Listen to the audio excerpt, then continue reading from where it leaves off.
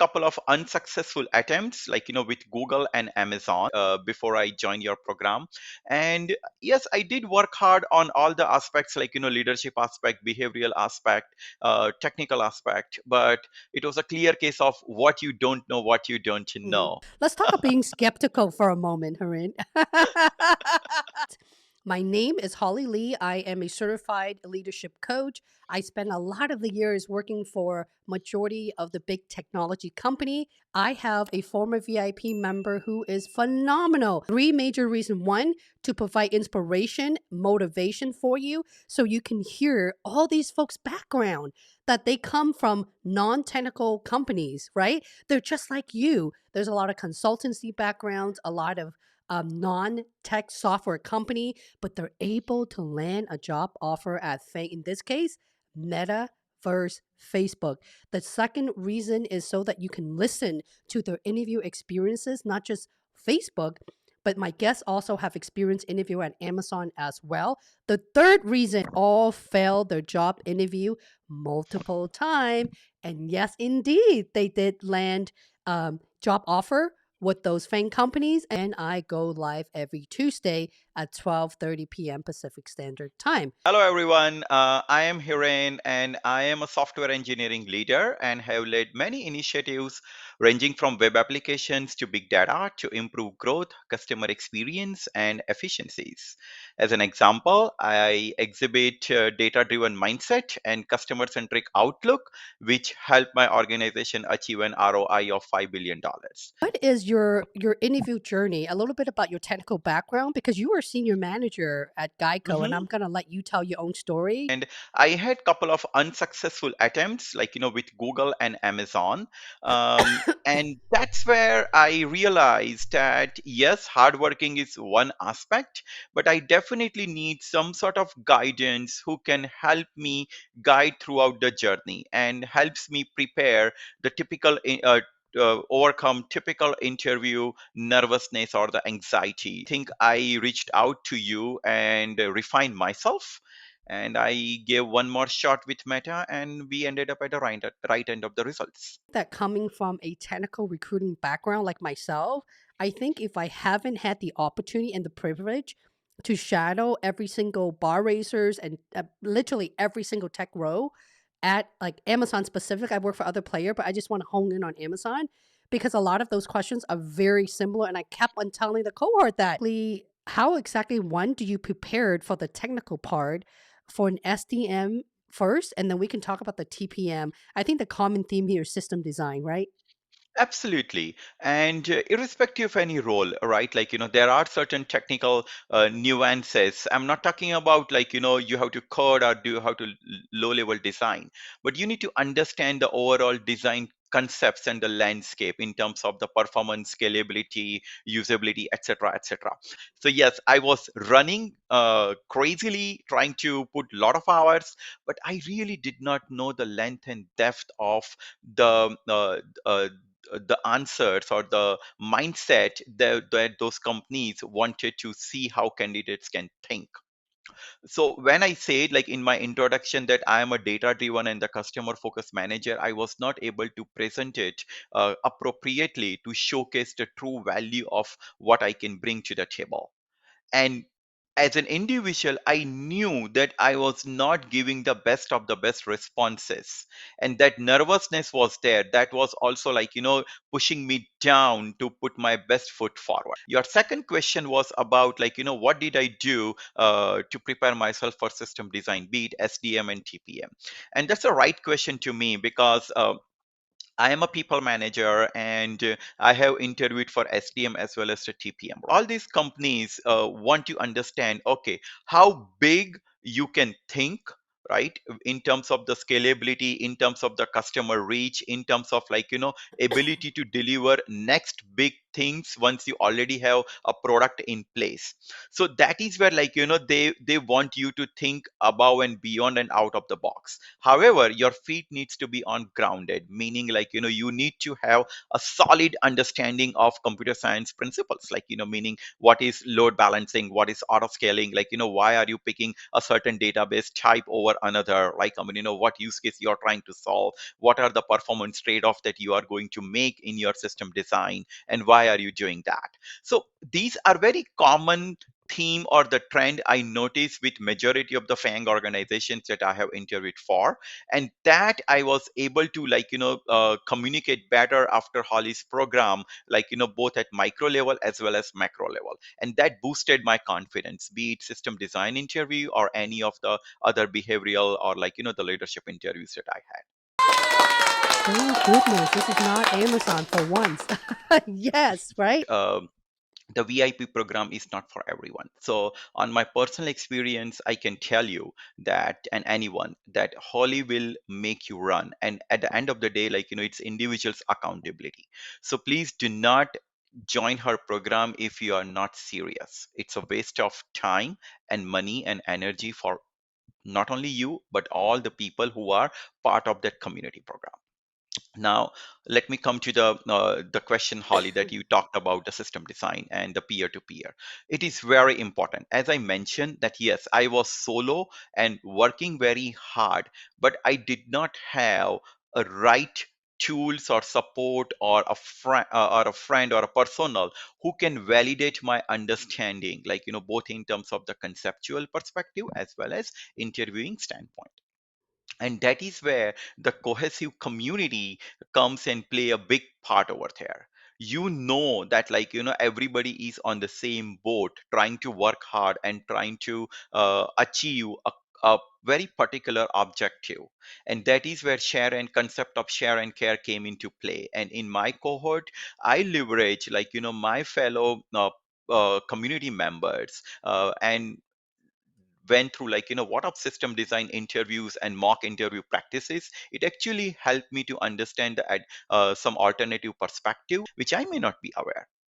And SDM, when it comes to the technical side, it's just so similar, right? Because I work at Google. I was a senior recruiter at Google. I work at Amazon, where I started as a senior recruiter. I've done leadership recruiting, and I kind of move up to be a recruiting leader. And Facebook as well. For all those three company, I can tell you guys, the one common thing is you need to know how to design and architect the system. If you're interviewing at Google, okay, let's just say I'm making this up, Gmap or Google Map, design design map, right? If you're interviewing at Facebook, what was the question that was asked, Hiren?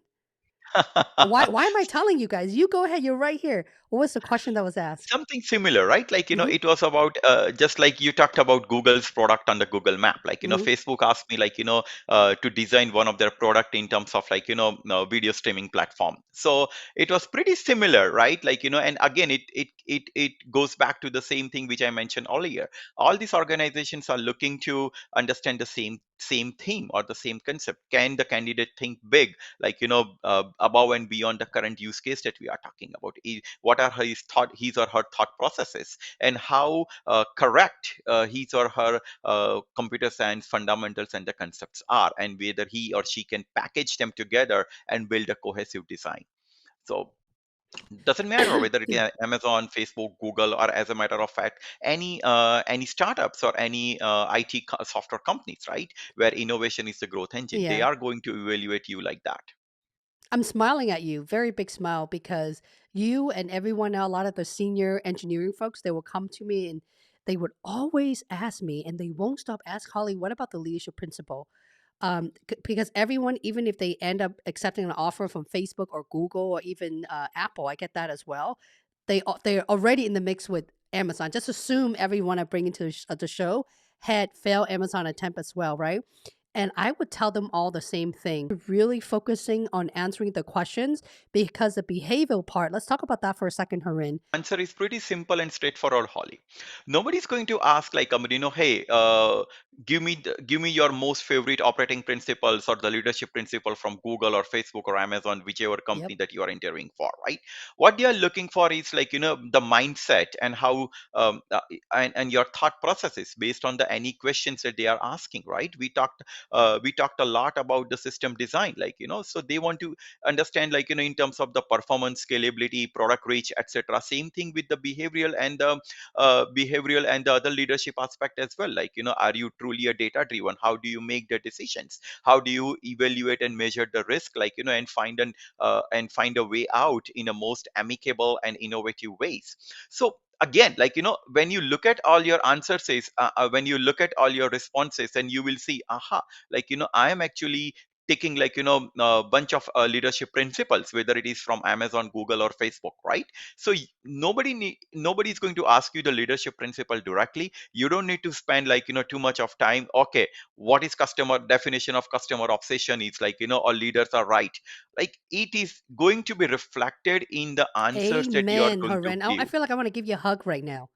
No, and this is a very important question, Holly, because, like, before joining you, I was also going through the same process. Okay, Hmm. aha, do I have an answer for customer obsession? Do I have an answer of, like, leaders are right all most often or not, like, Hmm. or something like that. But then later I realized that no, I don't need to chase those principle in solo.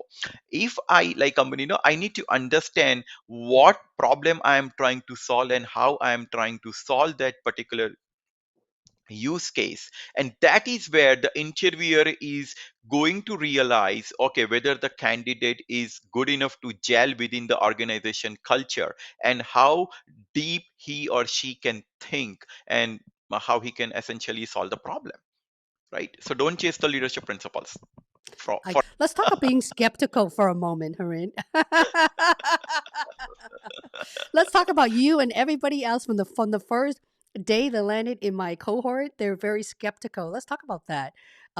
What made you skeptical, and what really turned it around for you? when, when you retrospect, when you look This back, is like, recorded live, by the way. that's fine, like, it's definitely going to bring the chuckle, right? Like, Yes, so yes, like, when I joined, I was questioning Holly, guys, like, I will be very candid with you you. and everybody else. No, because, like, when you have got certain experience, right, like, whether it is failed attempt or the successful attempt, you can gauge that, aha, if I need to be successful, this is going to be my recipe. And here you go, like, you join Hollis, and she immediately outright rejects your philosophy, your I'm sorry, I don't path mean of to laugh. progression, or etc., right? But having said that, I with full attempt and sincerity, I took a pause, and literally put a spare a thought. Okay, why is she asking? Right? Like, what sort of experience, like, she has derived for me, like, which can help me. So I took a pause and I listened to her that, okay, let me first fix my, in Holly's word, like, branding, like, which comes in form of resume or LinkedIn profile or whatever it may be, right? And that actually allowed me to discover myself more, that, okay, I think customers first and work backward, and in that mix I make the decisions primarily based on data and relationship. And that gave me a huge comfort zone, that now I can talk very naturally to interviewer in responding to any question that I may have, be it, like, the risk that I have addressed, be it, like, any strategic decision making that I have done, be it on my strength, weakness, whatever it may be, right? So until and unless you truly find about yourself, like, through your resume or LinkedIn or whatever, it will be very difficult for you to be sustainable and answer the questions continuously. And that's where, like, Holly's VIP program helped me, like, to discover myself and then go in a right direction. I have a favorite topic. Are you guys ready for this? I have to stand up to show you. Ready? Aha, there you go. She exhibits that. I taught the STAR method in interviewing at Amazon for 5, 6 years. A lot of people undermine the formality of STAR and keeping it in under 1 minute.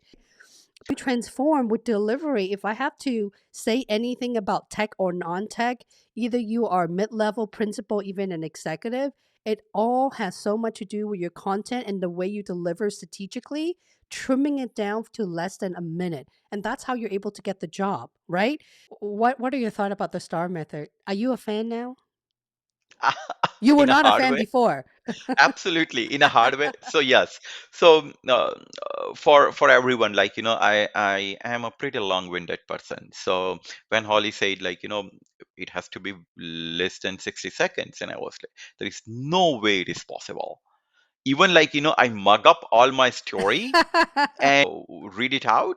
It is touching 1 minute and 52 seconds, 1 minute and 42 seconds. But then with practice, I realized that yes, like, you need to know the art of balancing between the big picture aspect and the detailing aspect. Once you know that, like, and it will only come with practice. It is keep getting refined and refined, and as it refines, your confidence grows up. It is a direct relationship right there and then. Mhm. So as I started practicing, I again realized that yes, what Holly says, it definitely makes sense. And I like to listen to my more as I become crisper and crisper. I say a lot about attracting highly ambitious people. There's two types. Let's just pause for 1 second. One, who just wants the result and want it right away without even doing any of the work. For some reason, a lot of people, I want to say 50%, they came to me in VIP coaching and they, I don't know, expect miracle to get a job right away. Okay.